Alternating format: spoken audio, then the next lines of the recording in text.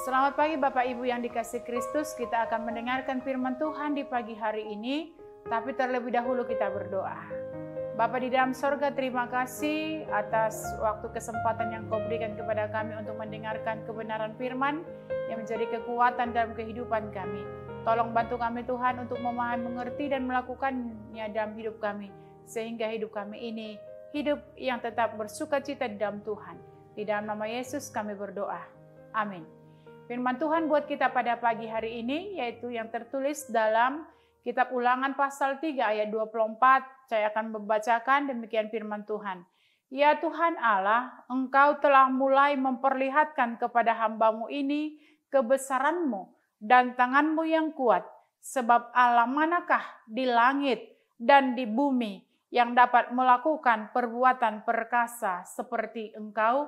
Demikian pembacaan firman.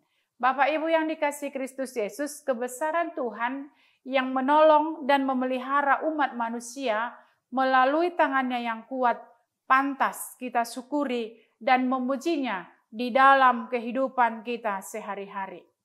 Jika kita mencermati kebesaran Tuhan, maka kita akan memperoleh beberapa arti penting dari kebesarannya.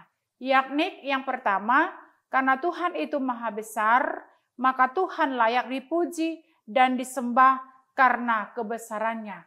Boleh kita baca di dalam Tawarik 29 ayat 11 sampai 13. Pujilah Dia karena segala keperkasaannya. Pujilah Dia sesuai dengan kebesarannya yang hebat. Mazmur 150 ayat yang kedua. Yang kedua, karena Tuhan itu maha besar, maka Tuhan itu berkuasa menolong dalam segala persoalan hidup kita. Tuhan itu lebih besar dari setiap masalah kita. Maka berserulah kepada Tuhan karena teriakan kita akan didengar oleh Tuhan. Lalu Tuhan akan menolong kita ketika aku dalam kesesakan, aku berseru kepada Tuhan, kepada Allahku, aku berseru. Dan ia mendengarkan suaraku dari baitnya, teriakku minta tolong masuk ke telinganya. 2 Samuel 22 ayat yang ke-7. Yang ketiga, karena Tuhan itu maha besar, maka kita harus takut kepada Tuhan. Manusia jangan sombong, karena ukuran manusia sangat kecil dibandingkan ukuran Tuhan. Tuhan akan berkali-kali menampakkan kebesarannya di akhir zaman, supaya kita takut akan Tuhan. Kiranya hati mereka selalu begitu, yakni takut akan Dikau dan berpegang pada segala perintahku, supaya baik keadaan mereka dan anak-anak mereka untuk selama-lamanya. Ulangan 5 ayat 29. Yang keempat, karena Tuhan itu maha besar, maka kita harus berserah kepada Tuhan, juga taat padanya. Kalau kita baca juga di dalam Ulangan 3 ayat 22, yang 24 renungan kita tadi, di mana dikatakan, ya Tuhan Allah, Engkau telah mulai memperhatikan kepada hamba-Mu ini kebesaran-Mu dan tangan-Mu yang kuat. Engkau memberitahukan kepadaku jalan kehidupan.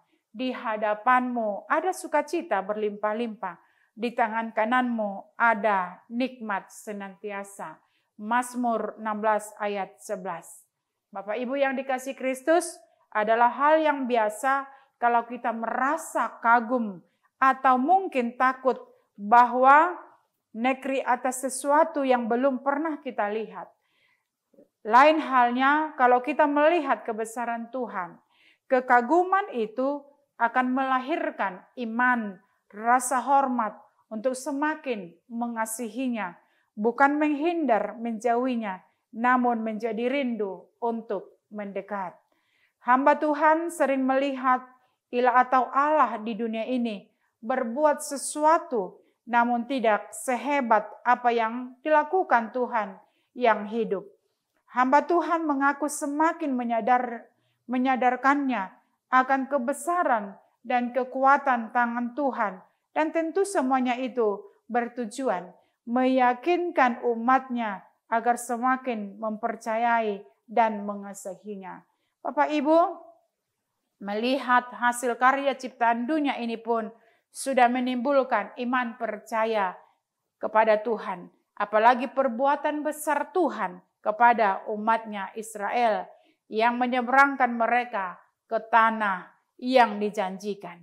Banyak perbuatan besar Tuhan yang bertujuan membuat kita semakin percaya dan mengajak kita merindukan keselamatan dari Tuhan. Sekiranya Tuhan telah menggenapi apa yang kita mohonkan kepadanya, tentu kita juga berbuat seperti yang dilakukan Yefta. Kalau kita baca di dalam Hakim 11 ayat 29 sampai 40. Senantiasa memujinya walau tidak secara nyata kebesarannya dinyatakan.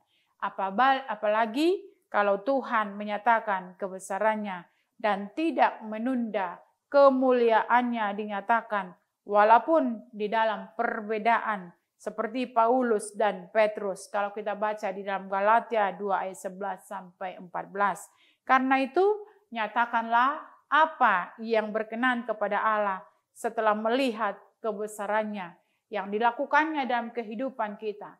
Kita pasti kagum akan perbuatan Allah di dalam kehidupan kita. Tetaplah bersyukur dan tetaplah memuji Tuhan atas segala kebaikan kebesarannya yang Dia perbuat di dalam kehidupan kita. Amin, kita berdoa.